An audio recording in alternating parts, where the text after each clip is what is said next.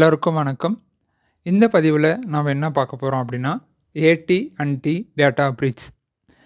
இந்த AT&T அப்படின்றது வந்து பார்த்திங்கன்னா இது ஒயர்லெஸ் டிவைசஸ் உருவாக்கக்கூடிய ஒரு கம்பெனின்னு சொல்லலாம். ப்ளஸ் வந்து மொபைல் நெட்வொர்க்ஸ் வழங்கக்கூடிய ஒரு கம்பெனி. சரிங்களா? சரி, அதாவது ஒயர்லெஸ் சர்வீசஸும் மொபைல் நெட்வொர்க் சர்வீசஸும் வழங்கக்கூடியது. இந்த நிறுவனம் பார்த்திங்கன்னா வெள்ளிக்கிழமை சொல்லும்போது அவங்க அதாவது 14/4/2024 மற்றும் 24/4/2024 அந்த காலகட்டத்தில் வந்து பார்த்திங்கன்னா அவங்களுடைய ஒயர்லெஸ் யூஸ் பண்ணக்கூடிய சந்தாதாரர்களுக்கு வந்து இந்த ஊடுருவல் நடந்தது அப்படின்னு சொல்கிறாங்க. ஹேக்கிங் நடந்தது அப்படின்ற மாதிரி சொல்கிறாங்க. இது வந்து பெரும்பாலான சாதனங்கள் டிவைசஸில் நடந்திருக்க வாய்ப்பு இருக்குது அப்படின்ற மாதிரி சொல்கிறாங்க. ஏற்கனவே வந்து பார்த்திங்கன்னா இந்த மாதிரி வந்து மே 1 2022 அப்புறம் வந்து பார்த்திங்கன்னா அக்டோபர் 31 2022 அப்புறமா வந்து பார்த்திங்கன்னா ஜனவரி 2 2023 ஆகிய தினங்களில் நடந்திருக்கு. இதில் வந்து பார்த்திங்கன்னா ஒரு வாடிக்கையாளரினுடைய கால் அவங்க யார் யாருக்கு ஃபோன் பண்ணியிருக்காங்க அப்படின்றதையும் ப்ளஸ் அவங்களோட டெக்ஸ்ட் மெசேஜையும் வந்து பார்த்திங்கன்னா அந்த பதிவுகளை வந்து திருடி ஹேக்கர்ஸ் வந்து வெளியிட்டிருக்காங்க அந்த மாதிரி நாட்களில். இப்போது SEC அப்படின்ற ஒரு இடம் இருக்குது. அவங்க யார் அப்படின்னா இவங்க வந்து உலகளாவிய தொலைத்தொடர்பு நிறுவனத்தில் பிரச்சனைகள் வந்துச்சு அப்படின்னா இவங்கக்கிட்ட வந்து கம்ப்ளைண்ட் பண்ணுவாங்க. அவங்க என்ன சொல்லியிருக்காங்க அப்படின்னா இப்போ வந்து திருடப்பட்ட தகவலில் வந்து பார்த்திங்கன்னா தரவு அழைப்பு அல்லது உரைகளின் உள்ளடக்கம், சமூக பாதுகாப்பு எண், அதாவது சோஷியல் நெட்வொர்க் நம்பர்னு சொல்லுவாங்க வெளிநாட்டிலலாம், இங்கே இருக்கிற ஆதார் நம்பர் மாதிரி, பிறந்த தேதி அல்லது தனிப்பட்ட முறையில் அடையாளம் காணக்கூடிய பிற தகவல்கள் போன்றவற்றை இல்லை.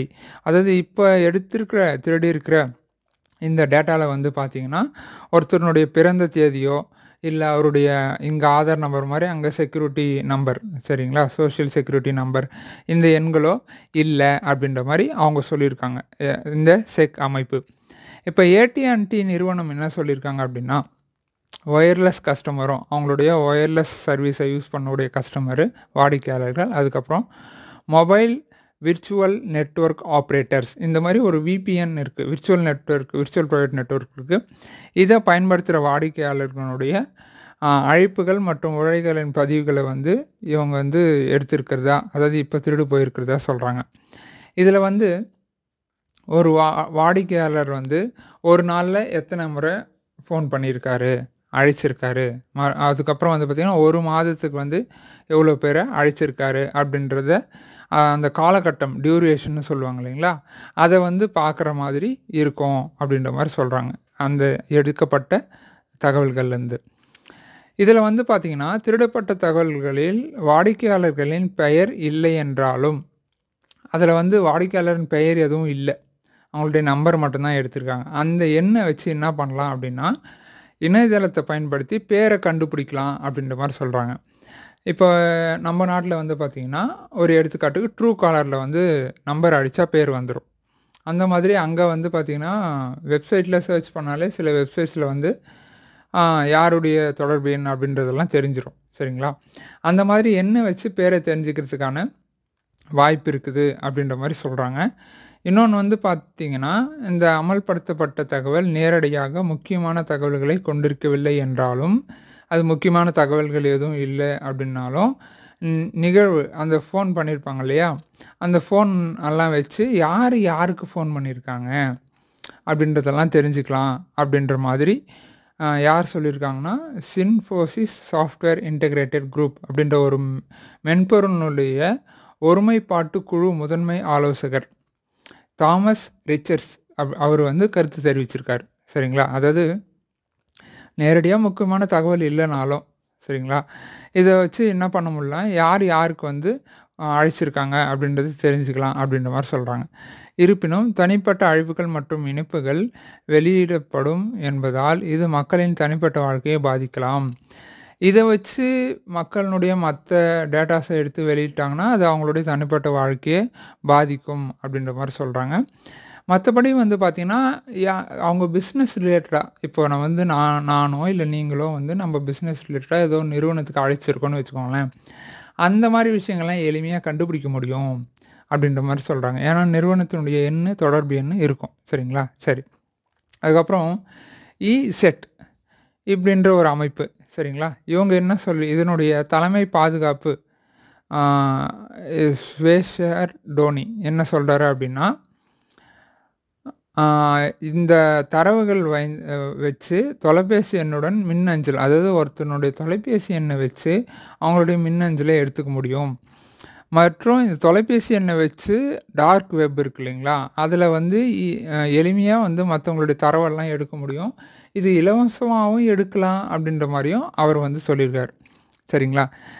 இது யார் சொல்லியிருக்காருன்னா, அதான் ஆ ஸ்விசேஷேகர் டோனி அண்ட் ஸ்காம்ப் அப்படின்ற மாரி சொல்றாங்க.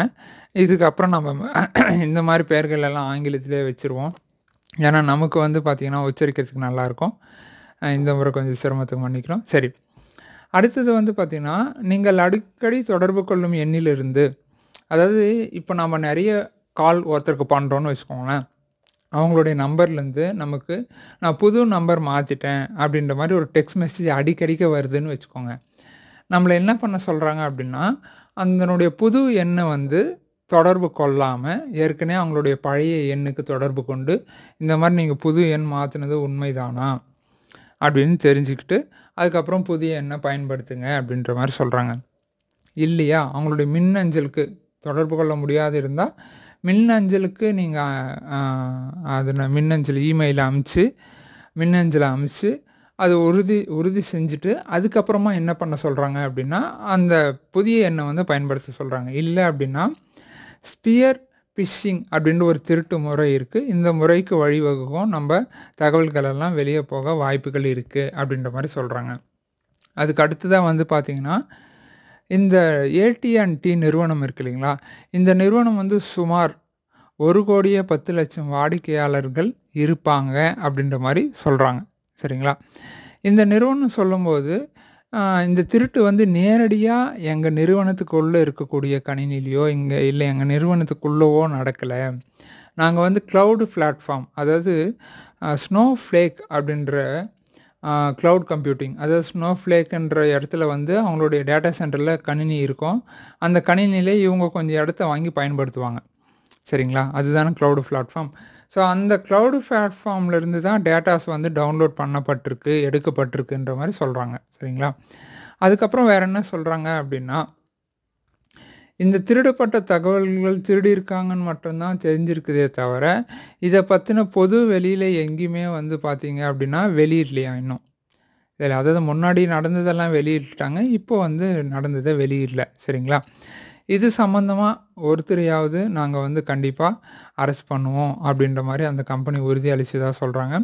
இந்த மாரி பிரீச் வந்து பார்த்தீங்கன்னா, ஏற்கனவே நெறைய நடந்திருக்கு. சரிங்களா? இப்ப இதுவும் ஒரு முறை. சரிங்களா? இது பத்தின மேலும் தகவல்கள் உங்களுக்கு தெரியணும் அப்படின்னா, நீங்க வந்து பார்த்தீங்கன்னா, AT&T டேட்டா பிரீச் அப்படின்னு சொல்லிட்டு Googleல சர்ச் பண்ணீங்கன்னா, நெறைய விஷயங்கள் வருது. இதுக்கு முன்னாடி நடந்த விஷயங்கள் எல்லாம் பத்தி கூட நீங்க பார்க்கலாம். இங்க குடுத்திருக்கக்கூடிய தகவல் உங்களுக்கு பிடிச்சிருக்கும் அப்படின்னு நான் நம்புறேன். இந்த மாதிரி நம்மளுடைய தகவல்கள் திருடப்பட்டா, நம்ம நிலைமை என்ன ஆகும் அப்படின்றத கமெண்ட் பண்ணுங்க. அடுத்த பதிவுல இன்னொரு புது விஷயத்தோட சந்திப்போம். நன்றி.